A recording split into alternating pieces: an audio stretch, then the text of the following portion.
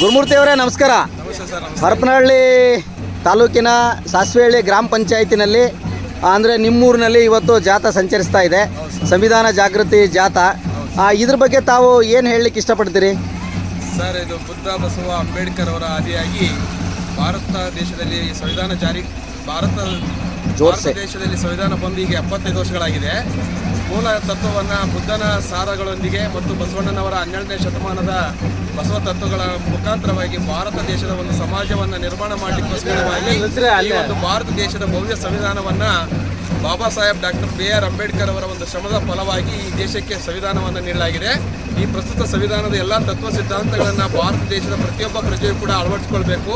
ಸಂವಿಧಾನಾತ್ಮಕವಾಗಿರ್ತಕ್ಕಂಥ ಎಲ್ಲ ಕಾರ್ಯಗಳನ್ನು ಸಂವಿಧಾನಾತ್ಮಕ ಅಡಿಯಲ್ಲಿಯೇ ನಿರ್ವಹಣೆಯನ್ನು ಮಾಡಬೇಕಾಗಿರ್ತಕ್ಕಂಥ ಒಂದು ಸದುದ್ದೇಶವನ್ನು ಹೊಂದಿರತಕ್ಕಂಥ ಈ ನಮ್ಮ ಕರ್ನಾಟಕ ಸರ್ಕಾರವು ಪ್ರತಿಯೊಂದು ಗ್ರಾಮ ಪಂಚಾಯತಿಗಳ ಮಟ್ಟದಲ್ಲಿ ಈ ಒಂದು ಕಾರ್ಯಕ್ರಮವನ್ನು ಜನಜಾಗೃತಿ ಮೂಡಿಸುವುದರ ಮೂಲಕ ಪ್ರತಿಯೊಬ್ಬ ನಾಗರಿಕನಿಗೆ ಪರಿವರ್ತನೆಯನ್ನು ಮಾಡಿ ಸಮಾಜದಲ್ಲಿ ಜಾತಿ ನಿರ್ಮೂಲನೆಗಳನ್ನು ಓಡಗಲಾಡಿಸುವುದರ ಮೂಲಕ ನಾವೆಲ್ಲ ಒಂದು ಭವ್ಯ ಭಾರತವನ್ನು ಕಟ್ಟೋಣ ಎನ್ನುವ ಹಿತದೃಷ್ಟಿಯಿಂದ ಈ ಒಂದು ಕಾರ್ಯಕ್ರಮವನ್ನು ಆಯೋಜನೆ ಮಾಡಿರ್ತಕ್ಕಂಥ ಕರ್ನಾಟಕ ಸರ್ಕಾರಕ್ಕೆ ತುಂಬ ಹೃದಯದ ಧನ್ಯವಾದಗಳನ್ನು ಸಲ್ಲಿಸ್ತಾ ಇದ್ದೇನೆ. ಬೋಲೋ ಭಾರತ್ ಮಾತಾ ಕಿ, ಬೋಲೋ ಭಾರತ್ ಮಾತಾ ಕಿ, ಬೋಲೋ ಡಾಕ್ಟರ್ ಬಾಬಾ ಸಾಹೇಬ್ ಅಂಬೇಡ್ಕರ್ ಜಿ ಕಿ.